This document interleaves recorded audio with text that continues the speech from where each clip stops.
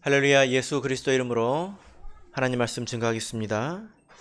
우리 다 같이 하나님 말씀 요한 1서 4장 7절부터 5장 4절까지의 말씀 가운데서 우리 4장 7절부터 11절까지 말씀을 우리 먼저 읽도록 하겠습니다.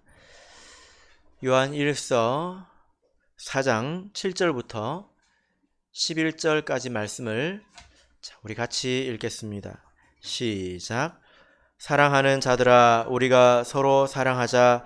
사랑은 하나님께 속한 것이니 사랑하는 자마다 하나님께로서 나서 하나님을 알고 사랑하지 아니하는 자는 하나님을 알지 못하나니 이는 하나님은 사랑이심이라. 하나님의 사랑이 우리에게 이렇게 나타난 바 되었으니 하나님이 자기의 독생자를 세상에 보내심은 저로 말미암아 우리를 살리려 하심이니라. 사랑은 여기 있으니 우리가 하나님을 사랑한 것이 아니요 오직 하나님이 우리를 사랑하사 우리 죄를 위하여 화목제로 그 아들을 보내셨음이니라. 사랑하는 자들아, 하나님이 이같이 우리를 사랑하셨은즉 우리도 서로 사랑하는 것이 마땅하도다. 아멘. 네, 오늘 이 시간은 서로 사랑하는 것이 마땅하도다 라는 제목으로 하나님 말씀을 증거하겠습니다.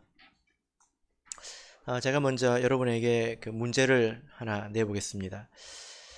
제가 만든 문제인데요.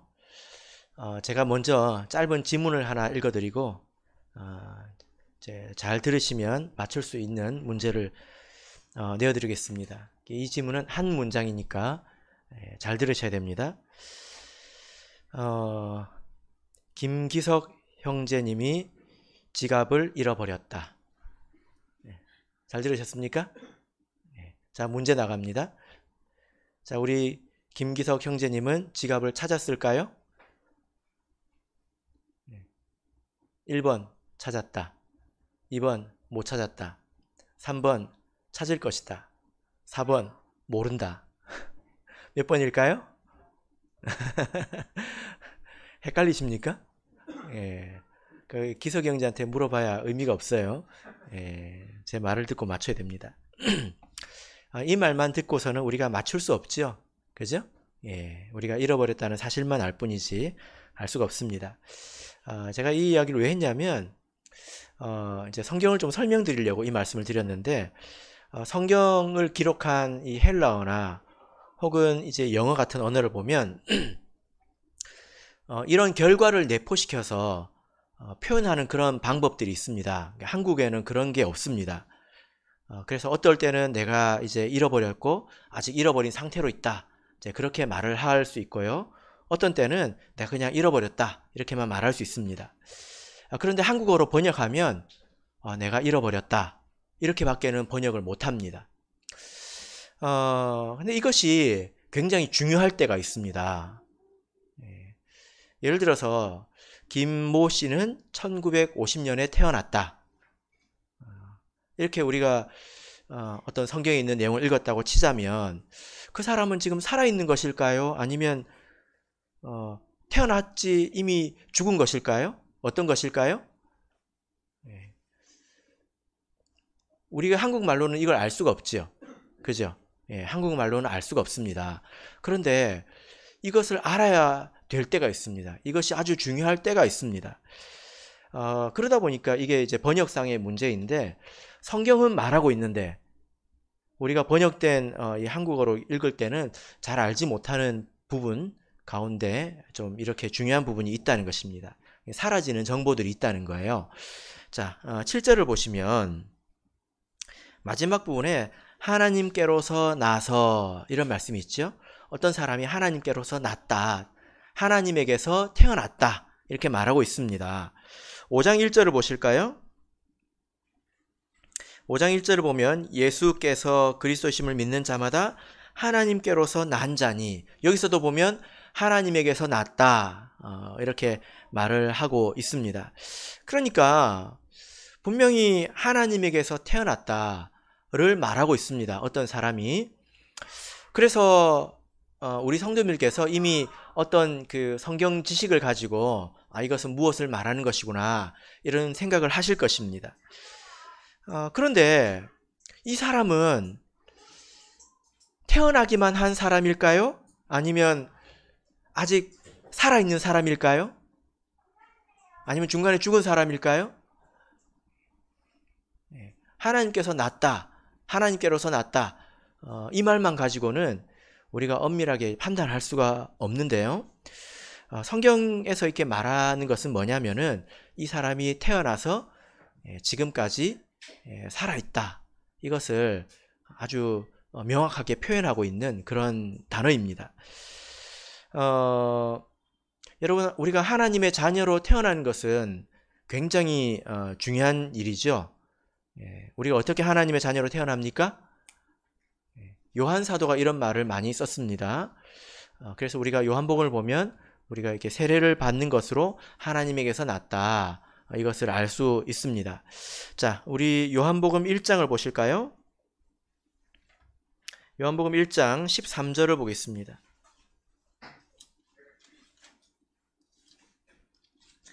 요한복음 1장 13절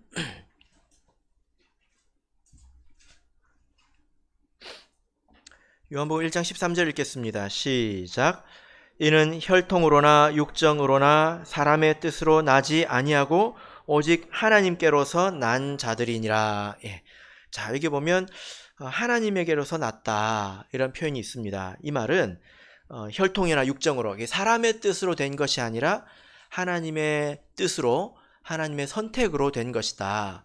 그리고 이 내용이 이제 니고데모와의 대화를 통해서 우리는 이것은 물과 영으로 나는 것이다. 이것은 세례를 받는 것을 뜻한다. 이것을 이미 우리가 배웠습니다. 그러니까 태어나는 것이 내 마음대로 되는 게 아니지 않습니까? 육신적으로 태어나는 것도 내가 태어나고 싶을 때, 또 내가 태어나기 싫으면 뭐 그렇다고 해서 내가 이것을 결정할 수 있는 게 하나도 없지 않습니까? 그런 것처럼 우리가 하나님에게서 나는 것도 사람의 뜻으로 되는 게 아니라는 것입니다. 그래서 이것은 매우 큰 은혜입니다. 우리가 하나님께 택함 받았다는 그런 뜻입니다. 그런데 이렇게 태어났다 하더라도 우리가 얼마 살지 못하고 죽으면 별 의미가 없지요. 우리가 영적으로 세례를 통해서 이게 태어났습니다. 그런데 여러분, 이 생명을 얼마 이제 유지하지 못하고 다시 죽어버린 사람들이 얼마나 많습니까? 그렇죠? 정말 안타깝습니다. 이 영적인 생명은 하나님을 만날 때, 내 육신의 생명이 다해서 하나님을 만날 때까지 우리가 지키고 있어야 의미가 있는 것입니다. 만약에 내가 영적으로 생명을 얻었는데, 하나님에게서 났는데, 잘 가다가 죽기 일주일 전에 내가 영적으로 죽어버렸다. 아무것도 의미가 없죠. 그죠? 그러니까 태어난 것도 중요하지만, 천국 갈 때까지 죽지 않고 우리가 사는 것이 굉장히 중요하다는 것입니다. 우리 성도님들께서는 하나님에게서 나셨습니까? 이 질문은 대답하기가 쉽죠. 그죠? 내가 세례를 받았는가? 예수 그리스도 이름으로 죄사함의 세례를 받았는가? 이 질문입니다. 그러면 우리가 뭐라고 말할 수 있을까요? 낫다 이렇게 말할 수 있을 것입니다. 그러면 우리는 살아있는 사람인가? 나았을 뿐만이 아니라 살아있는 사람인가? 이런 질문을 스스로 해야 되는 것입니다.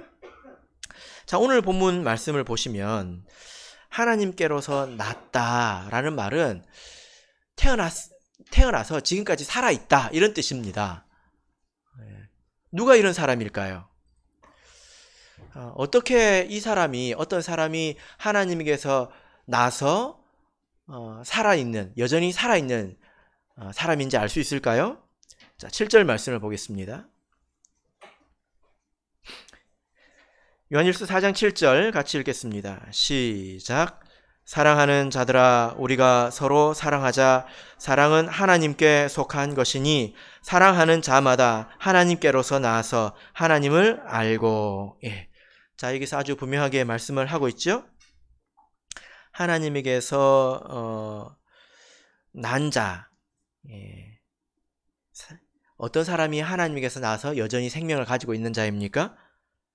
예, 사랑하는 자라고 말하고 있죠. 우리가 이것을 흘려 듣지 말아야 합니다. 아, 이것이구나 하고 답을 새겨야 되겠죠. 그러니까 우리가 서로 사랑한다는 것, 또 우리가 사랑한다는 것, 이것이 내가 바로 하나님 안에서 여전히 살아있다라는 것의 증거가 되는 것입니다. 여러분, 여기서 우리가 이제 오해하지 말 것은 사랑하는 것이 하나님의 자녀로 태어나는 것이 아닙니다. 태어나는 것은 세례를 통해서 태어납니다. 근데 그 이후에 우리가 사랑해야 된다는 거예요. 여러분, 왜 사랑하는 것이 우리가 하나님 안에서 살아있는 증거가 되는 것입니까? 이것은 아주 명백한 이유가 있습니다. 8절을 보겠습니다. 자, 8절 읽겠습니다. 시작. 사랑하지 아니하는 자는 하나님을 알지 못하나니 이는 하나님은 사랑이심이라. 예. 여기 아주 분명한 이유가 있죠. 그 이유가 무엇입니까? 하나님은 사랑이시기 때문입니다. 이 말의 뜻은 뭐냐면, 만약에 우리가 하나님에게서 나서 하나님의 양육을 받는 자녀라면 하나님을 닮을 것이라는 겁니다. 여러분, 자녀가 부모를 닮지 않습니까? 그죠? 예, 틀림없이 닮습니다. 저도 위를 봐도 그렇고 아래를 봐도 그렇더라고요. 자녀는 부모를 닮습니다. 외모도 그렇고 또 성격도 그렇죠. 왜 그럴까요? 유전자가 있습니다. 유전적으로 이렇게 물려받는 것이 있죠. 그뿐만이 아니라 우리가 그 부모에게서 태어나서 지속적으로 그의 말을 듣고 그의 영향을 받고 자라오기 때문에 이 여러 가지 성향이 닮을 수밖에 없습니다. 그러니까 이것은 굉장히 자연스러운 거라는 거예요. 그래서 이 세상의 부모를 이렇게 보자면 때로는 이 자식이 부모를 넘어설 때가 있지요. 그죠? 그런데 이것은 굉장히 어려운 일입니다. 굉장히 특별한 노력이 필요하죠. 근데 우리 하나님은 완전한 부모이시지 않습니까? 그래서 우리가 하나님에게서 났다면 하나님을 닮을 것이고, 또 그 하나님 안에서 하나님의 집에서 살았다면 거기서 많은 것을 보고 배우고 겪고 하는 과정에서 당연히 사랑하게 된다는 것입니다. 그러니까 사랑을 모른다고 하는 것은 하나님의 집에서 살아보지 못했다는 거예요. 하나님에게서 난 자가 아니라는 것입니다. 그래서 사랑하는 것이 바로 하나님의 자녀로 우리가 현재 살아가고 있는 그런 특징이다. 그런 이제 사인이라는 것입니다. 특별히 여기서 하나님의 사랑을 말하고 있는데, 여러분, 하나님께서 우리에게 보여주신 사랑은 어떤 것일까요? 자, 9절 10절 보겠습니다. 요한일서 4장 9절 10절 읽겠습니다. 시작. 하나님의 사랑이 우리에게 이렇게 나타난 바 되었으니 하나님이 자기의 독생자를 세상에 보내심은 저로 말미암아 우리를 살리려 하심이니라. 사랑은 여기 있으니 우리가 하나님을 사랑한 것이 아니요 오직 하나님이 우리를 사랑하사 우리 죄를 위하여 화목제로 그 아들을 보내셨음이니라. 예. 자, 우리가 하나님은 사랑이라고 이야기를 하는데요, 우리가 하나님의 사랑을 가장 선명하게 경험할 수 있는 것, 또 알 수 있는 것은 바로 예수 그리스도의 희생입니다. 예수 그리스도의 십자가 희생의 사건을 통해서 우리가 하나님을 알 수 있죠. 자, 그래서 바울 사도는 이렇게 이야기합니다. 로마서 5장 8절을 보겠습니다. 로마서 5장 8절.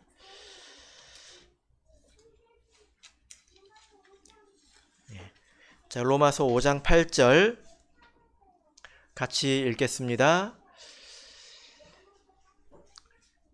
시작.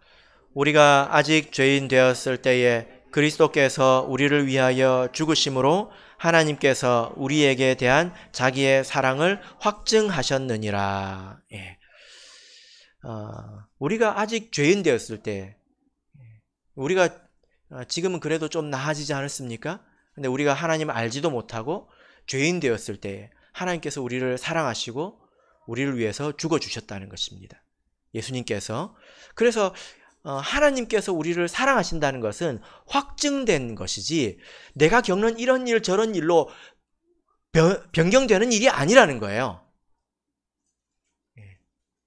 내가 살아가면서 어려운 일을 겪는다고 해서 나에 대한 하나님의 사랑이 변경되는 것이냐? 그렇지 않다는 것입니다. 이건 확증된 것이라는 겁니다. 왜냐하면 우리가 죄인 되었을 때에 이 죄의 굴레에 씌워가지고 죄에 얽매여서 살다가 영원한 심판을 받을 수밖에 없지 않았습니까? 이게 하나님의 사랑인데요. 하나님은 우리가 스스로 생각하기도 전에 우리의 필요를 미리 생각하셨습니다. 우리에게 무엇이 필요한지, 정말로 우리에게 절실한 것이 무엇인지, 우리가 허무한 것을 쫓아다닐 때도 우리에게 필요한 것이 무엇인지 먼저 생각하셨고 그것을 위해서 자기 자신을 내어주신 것입니다. 희생적인 결정을 하신 것이죠. 그것이 바로 사랑이라는 것입니다. 우리가 사랑을 이렇게 하나님에게서 배워야 되지 세상에서 혹은 나의 본능적으로 느껴지는 사랑을 사랑이라고 생각하면 때로 실수할 수 있습니다. 저는 이렇게도 생각을 해보는데요.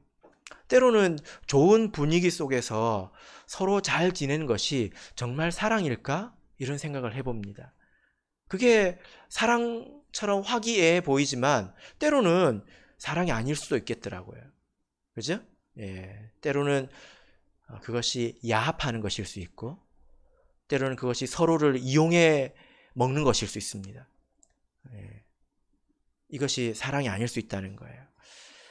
그래서 우리가 사랑이라고 하는 것을 내 기준으로 생각할 것이 아니라 예수님에게서 배운 사랑을 실천해야 되는데 성경에 그 사랑이 있죠. 사도행전 4장을 보겠습니다.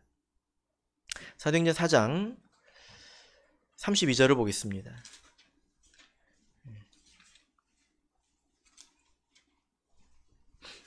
사도행전 4장 32절.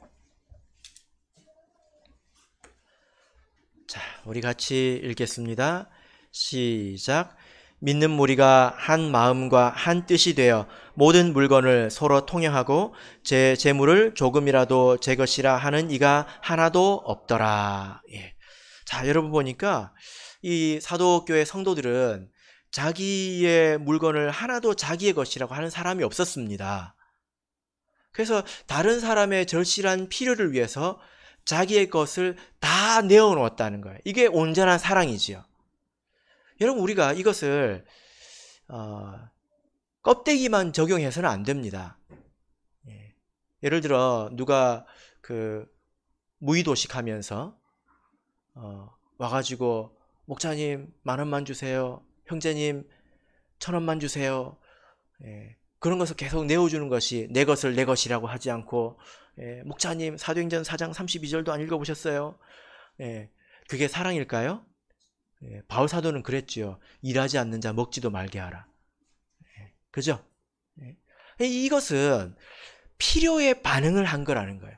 다른 사람의 필요가 너무 절박해서 너무 커가지고 자기를 온전히 비워야 그 필요를 채울 수 있었기 때문에 이런 상황이 생긴 것입니다. 지금은 사실은 그렇지는 않죠. 이 상황과 1대1로 매치하지는 않습니다. 그런데 우리가 한번 생각해 보자는 거예요. 누군가에게 절실한 필요가 생겼을 때 나는 나를 비울 수 있는가? 내 시간을 다 비울 수 있는가?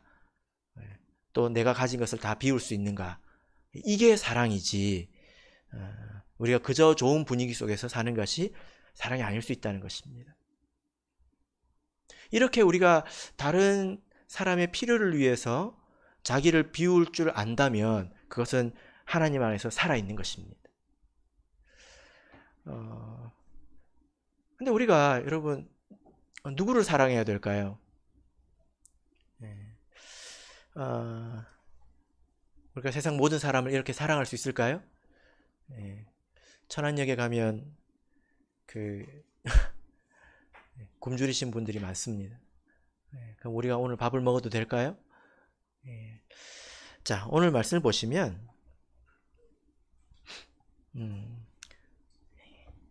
우리가 요한 1서의 말씀 가운데서 서로 사랑하라고 이렇게 말씀을 듣지 않았습니까? 이 서로 사랑이라고 할 때는 그 사랑의 대상이 누구라는 말이죠? 우리 형제 자매들 말합니다. 맞습니까? 형제 자매들입니다. 자, 5장 1절에서 분명하게 말씀을 하고 계신데요. 자, 5장 1절 읽겠습니다. 시작. 예수께서 그리스도이심을 믿는 자마다 하나님께로서 난 자니 또한 내신 이를 사랑하는 자마다 그에게서 난 자를 사랑하느니라. 이 말씀이 이렇습니다. 예수께서 그리스도인 것을 믿는 자가 하나님께서 난 사람이다. 이 말씀도 여전히 살아있는 자라는 뜻입니다. 근데 여전히 살아있는 자는 하나님을 사랑하는 자이고 또 그에게서 난 자를 사랑한다. 누구를 사랑한다고 하고 있습니까? 하나님을 사랑하고 내신 자, 하나님을 사랑하고 또 그에게서 난 자, 하나님에게서 난 사람을 사랑한다는 거예요. 누가 하나님에게서 난 사람입니까? 세례를 받아서 우리 형제가 된 사람이지요. 근데 이 사람은 세례를 받고 나중에 이제 죽은 사람일까요? 아닙니다. 원문을 보면 하나님에게서 나서 여전히 살아있는 사람을 사랑하라고 돼 있어요. 그래서 요한 사도는 이 사망에 이르는 죄에 대해서 이야기하면서 그런 사람을 위해서 기도하라고 나는 하지 않겠다 이렇게 말을 하고 있죠. 그렇죠? 그러니까 우리가 사랑해야 될 대상은 누구입니까? 믿음 안에 있는 자, 하나님 안에 있는 자들을 말합니다. 때로는 어떤 사람들은 분명하지만 때로는 좀 불분명하기도 하지요. 우리가 지혜롭게 생각을 해야 합니다. 그래서 예수님께서도 이 양과 염소의 비유를 하실 때 누가 나를 영접했다고 말하십니까? 내 형제 중에 지극히 작은 자 하나에게 한 것이 곧 나에게 한 것이다. 이렇게 말씀하죠. 그죠? 지극히 작은 자가 아니라 누구입니까?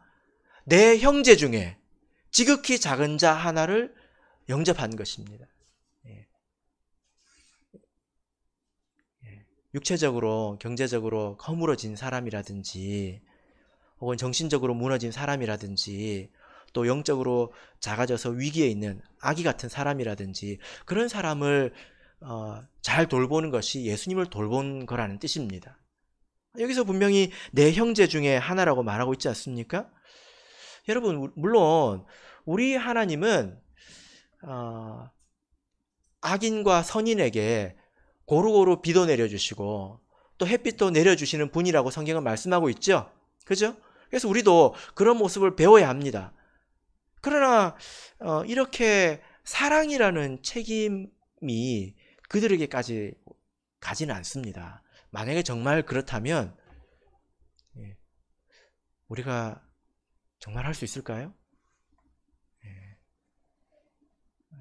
정말 어려울 것입니다. 우리 성도님들께서는 어떻게 생각하십니까? 내가 하나님 안에서 내가 태어났다. 이것에 대해서 감사하십니까? 이거에 대해서 놀라십니까? 그리고 하나님께서 나를 살게 해주신다. 나를 인도해 주신다. 이것에 대해서 항상 감사하십니까? 그것처럼 우리가 다른 형제를 사랑해야 되는 것입니다. 그도 하나님의 형제이죠. 그래서 우리가 이렇게 사랑하기 위해서는 다른 사람의 필요를 볼 줄 알아야 합니다.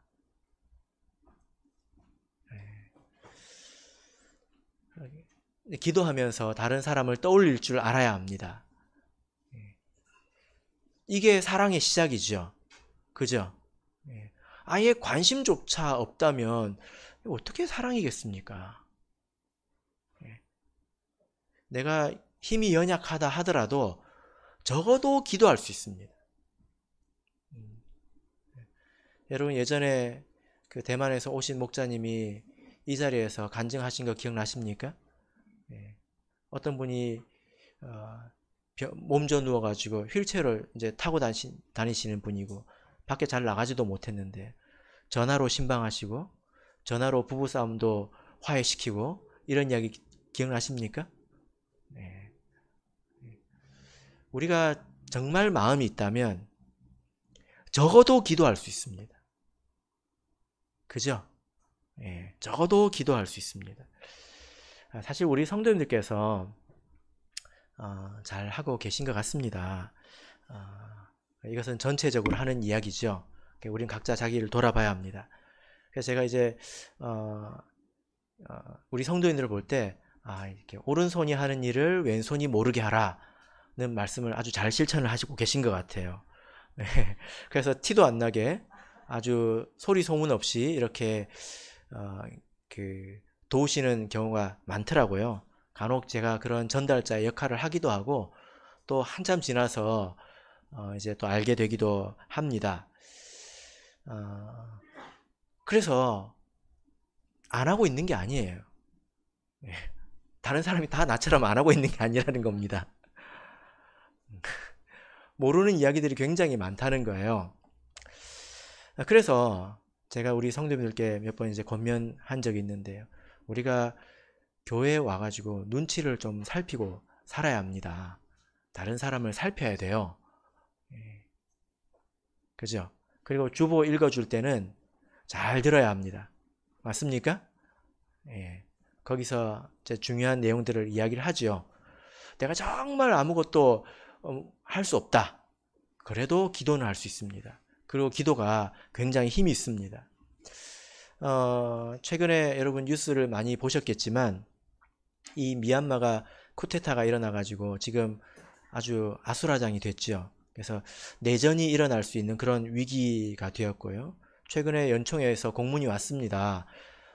이제 거기 이제 그런 상황이 생기다 보니까 식료품 값이 올라가고 있대요. 그래서 그 싱가포르에서 그 나라를 담당하고 있기 때문에 이제 할 수 있는 대로 잘 이제 돕고 있는 것 같지만 아무리 그렇다 하더라도 그 안에 있는 성도들은 어려움을 겪지 않겠습니까? 예. 그래서 제가 직접 이제 가서 그 얼굴을 이렇게 이제 보고 왔고 또 거기 계신 목사님들도 이야기를 나누고 왔기 때문에 이제 걱정이 되더라고요. 근데 우리가 뭘 할 수 있을까요? 예. 우리가 기도할 수 있다는 것입니다. 예. 이것이 우리가 사랑하는 방법이지요. 예. 하나님께서 자기의 하나밖에 없는 외아들을 보내셔서 그 필요를 채우신 것처럼 우리도 자기를 헐어서 채워줄 줄 알아야 합니다. 이것을 실천한다면 우리가 하나님 안에 여전히 있다는 것입니다. 자, 이것은 굉장히 중요한 것인데요. 12절을 보겠습니다. 우리에게 굉장히 유익한 점이 있습니다. 요한일서 4장 12절 읽겠습니다. 시작. 어느 때나 하나님을 본 사람이 없으되 만일 우리가 서로 사랑하면 하나님이 우리 안에 거하시고 그의 사랑이 우리 안에 온전히 이루느니라. 예. 자, 여러분은 하나님을 보신 적이 있으십니까? 예. 우리 유나 자매님은 하나님을 보신 적 있습니까? 없어요? 진짜 없어요? 예? 큰일이네요. 예. 분명히 봤을 텐데. 예. 자, 요한복음 14장을 보겠습니다. 요한복음 14장 7절을 보겠습니다.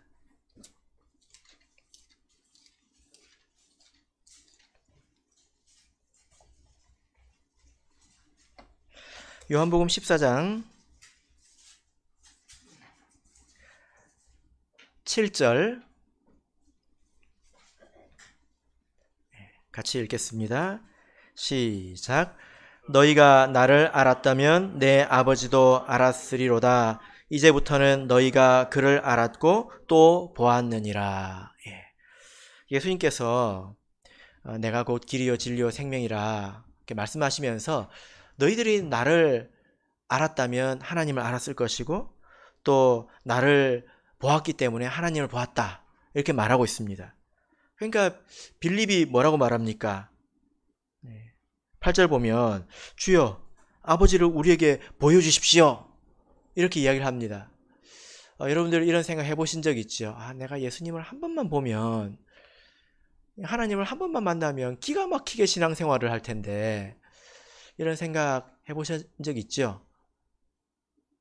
그런 생각도 안 해보시고 신앙생활 하십니까? 이런 생각을 안 해봤다는 것은 신앙생활을 열심히 할 의지를 별로 안 가져봤다는 거예요. 내가 어떻게 하면 신앙생활을 잘할 수 있을까? 내가 하나님을 한번 보면 잘할 수 있을까? 이런 생각을 소시적에는 한 번씩 해보지 않습니까? 그래서 빌립이 보여달라고 합니다. 나는 왜 못 봤지? 우리 유나자매처럼 나는 왜 못 봤지? 생각을 하겠죠. 그러니까 9절에서 이렇게 말씀하십니다. 9절 같이 읽겠습니다. 시작. 예수께서 가라사대 빌립아 내가 이렇게 오래 너희와 함께 있을 때 내가 나를 알지 못하느냐? 나를 본 자는 아버지를 보았거늘 어찌하여 아버지를 보이라 하느냐? 예수님께서 나를 본 사람은 아버지를 보았는데 어떻게 아버지를 또 보이라고 하느냐? 이 말은 예수님은 하나님이라는 뜻일까요?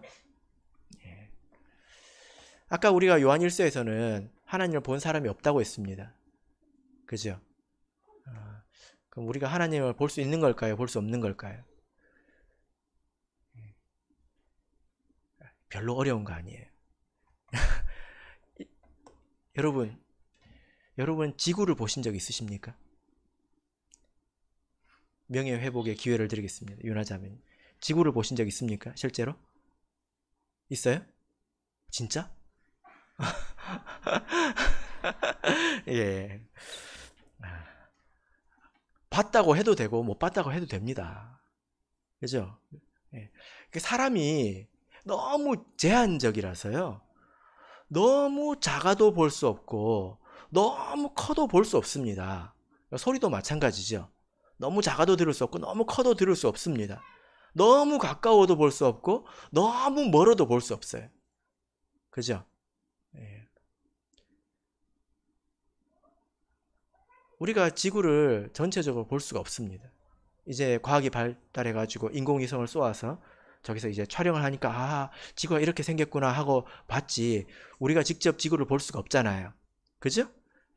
그런데 우리는 또 지구를 볼 수 있습니다. 우리가 지금 여기 지구 이게 지구 아닙니까? 지구에 있는 공기 또 지구가 주는 땅, 지구가 주는 열매 이걸 우리가 다 누리고 살고 있지 않습니까? 그죠? 이런 이야기입니다. 여러분 빌립은 하나님을 볼 수가 없습니다. 보여달라고 하는데 하나님은 볼 수가 없습니다. 너무 크기 때문에 볼 방법이 없습니다. 이해할 수도 없습니다. 그러나 이 빌립은 예수님을 통해서 하나님의 사랑과 은혜를 누리면서 살아가고 있지 않습니까? 이게 마치 우리가 지구를 본 것과 같은 거예요. 우리가 이 지구를 저기 산 꼭대기에 가서 이렇게 넓은 땅을 본다 하더라도 그 지구를 다 본 건 아닙니다. 굉장히 일부를 본 거죠. 굉장히 일부를. 그런 것과 같다는 거예요. 빌립이 하나님을 볼 수 없지만 예수님을 통해서 그렇게 하나님을 경험하고 보고 체험한 것입니다. 우리가 이제 이 세상이 과학이 아무리 발달해도 우리가 하나님을 볼 수 없습니다. 이건 원천적으로 불가능하지요. 그래서 하나님은 볼 수가 없다는 말이 그런 의미예요. 아시겠죠? 그런 의미입니다. 그런데 우리가 하나님 안에 있으면 하나님을 볼 수 있습니다. 이 제자들이 하나님의 아들을 통해서 하나님을 본 것처럼 우리도 하나님의 아들들을 통해서 하나님을 볼 수 있는 것입니다. 자, 여러분, 예수님이 왜 빌립을 사랑했을까요? 왜, 언제 봤다고? 왜 빌립을 사랑했을까요? 하나님이 빌립을 사랑했기 때문이지요. 그리고 예수님이 하나님을 사랑했기 때문이지요. 그래서 빌립을 사랑한 것입니다. 맞습니까? 네. 여러분, 우리가 이렇게 하나님을 볼 수 있는데, 우리가 어디서 하나님을 볼 수 있냐면, 요즘에 코로나 때문에 애찬을 못하지만 한여름에 우리 그 주방에 가보면 우리 자매님들이 땀을 뻘뻘 흘리면서 애찬을 준비하고 있습니다. 우리 자매님들 일당을 얼마 받으십니까? 네, 안 받는다고요? 그럼 웃고 계시던데? 이상하네요. 이상하지 않습니까? 어떤 식당에 가가지고 그 화로 옆에서 땀을 뻘뻘 흘리면서 일하는데 일당 얼마 받아요? 안 받아요. 이렇게 하는 사람이 있나요? 그런 사람이 있습니까? 없습니다. 근데 그들이 왜 그렇게 섬깁니까?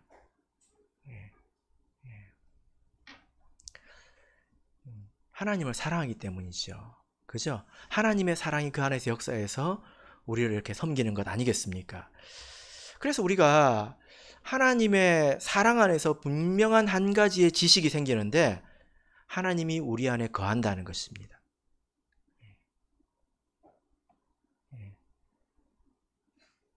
그래서 우리가 하나님을 볼 수는 없지만 하나님이 거한다는 건 알 수 있는 거예요.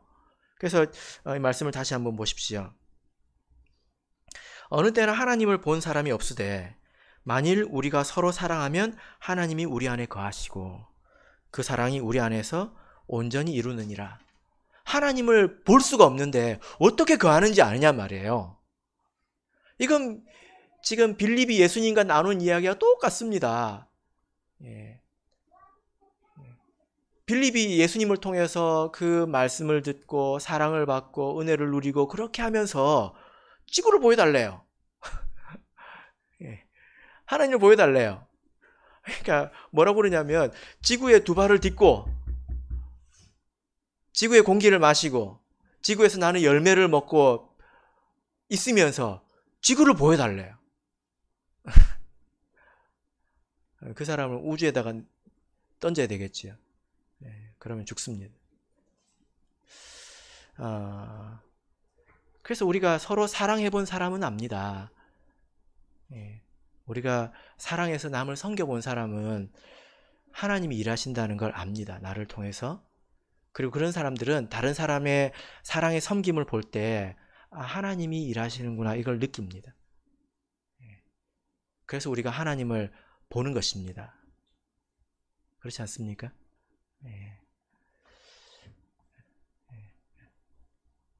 우리 유나자매 잘 생각해 보니까 하나님을 본 것 같지요?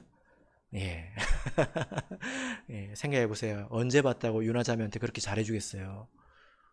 예, 이쁘긴 하지만 그렇게 잘해줄 정도로 이쁘지는 않거든요. 예. 예.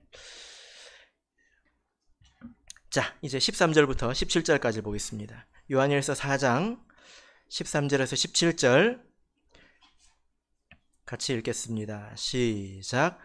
그의 성령을 우리에게 주심으로 우리가 그 안에 거하고 그가 우리 안에 거하시는 줄을 아느니라. 아버지가 아들을 세상의 구주로 보내신 것을 우리가 보았고 또 증거하노니 누구든지 예수를 하나님의 아들이라 시인하면 하나님이 저 안에 거하시고 저도 하나님 안에 거하느니라. 하나님이 우리를 사랑하시는 사랑을 우리가 알고 믿었노니 하나님은 사랑이시라. 사랑 안에 거하는 자는 하나님 안에 거하고 하나님도 그 안에 거하시느니라. 이로써 사랑이 우리에게 온전히 이룬 것은 우리로 심판날에 담대함을 가지게 하려 함이니 주의 어떠하심과 같이 우리도 세상에서 그러하니라. 예. 자, 이 말씀을 보시면 이렇게 말하고 있습니다. 하나님께서 우리에게 주신 성령을 통해서 하나님이 우리 안에 거하신다는 것을 알 수 있다. 이렇게 말합니다. 그리고 우리 성령께서 우리를 인도해 주시는 것을 느끼죠. 예, 하나님께서 우리를 이끌어 주시는구나. 이것을 느껴서 우리가 하나님께서 우리와 함께 하신다는 것을 알게 됩니다. 또한 예수님께서 이 땅에 오셔서 우리를 위해서 희생하셨다는 것을 통해서 알게 됩니다. 그리고 우리가 서로 사랑하는 것을 통해서 하나님께서 우리 안에 거하시는 것을 또한 알게 된다는 것입니다. 자, 그래서 최종적으로는 마지막에 이게 나온 거죠. 그죠? 예. 우리가 아무 관련도 없는 사람이 어떻게 이렇게 서로 사랑하게 되었을까? 어떻게 다른 사람을 위해서 이렇게 선뜻 희생하는 사람이 되었을까? 이런 것을 통해서 하나님께서 우리 안에 운행하신다. 예. 예. 하나님께서 어떤 사람을 풍요롭게 하셔서 다른 사람을 사랑하게 하시고 그런 방식으로 우리를 세워가신다는 거예요. 이 사람이 저 사람을, 저 사람이 이 사람을. 예. 그렇게 하나님의 은혜로 교회가 스스로 자라가게 되는 것입니다. 18절 읽겠습니다. 18절 같이 읽겠습니다. 시작.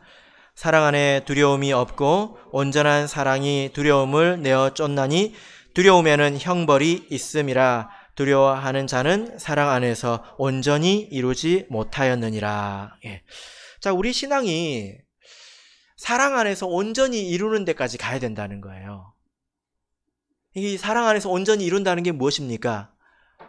내가 우리 사랑하는 형제 자매들의 필요를 위해서 내가 자신을 비울 수 있는 데까지 가야 된다는 거예요. 이게 사랑 안에서 자신을 온전히 이룬 것입니다. 이것이 영적인 성숙이죠. 이게 온전한 것입니다. 성경을 다 아는 게 다가 아니에요. 성경을 다 알아도 지식이 없으면, 사랑이 없으면 그게 무슨 의미가 있습니까? 사랑하려면 지식이 필요하죠. 그죠? 우리가 이런 사랑 안에서 온전히 이룰 때, 또 사랑의 울타리 안에 내가 있을 때 두려움이 없게 됩니다. 어떤 종류의 두려움도 마음속에서 사라지는 것을 보게 됩니다. 물론 우리에게 좋은 두려움도 있죠. 그죠? 하나님 앞에서 경외하는 것, 우리가 하나님 앞에서 내 자신이 변질될까 봐 두려워하는 것, 이런 것들은 거룩한 근심입니다. 바람직한 두려움이지요. 그런데 내가 세상에서 내가 나중에 어떻게 될까? 또 예수님께서 지금 오시면 어떻게 되지? 이런 두려움. 이것은 좋지 못한 부정적인 두려움입니다. 우리가 하나님을 알고 이 사랑 안에서 우리의 신앙이 온전해진다면 이런 두려움들은 다 사라지게 됩니다.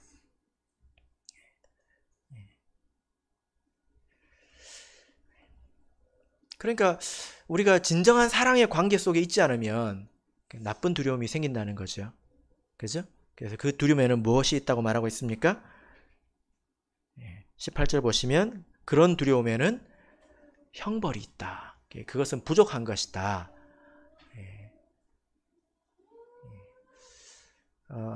그래서 우리가 그런 신앙을 향해서 나아가야 합니다.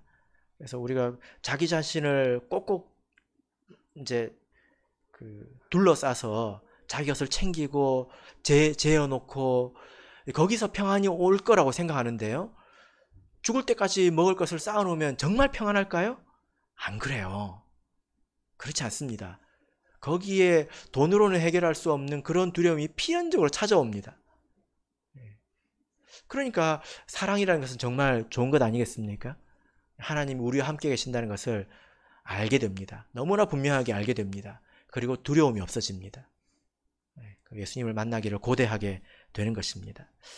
자, 마지막으로 우리 요한 1서 5장 1절부터 4절까지 읽겠습니다. 요한 1서 5장 1절에 4절 읽겠습니다. 시작. 예수께서 그리스도이심을 믿는 자마다 하나님께로서 난 자니 또한 내신 이를 사랑하는 자마다 그에게서 난 자를 사랑하느니라.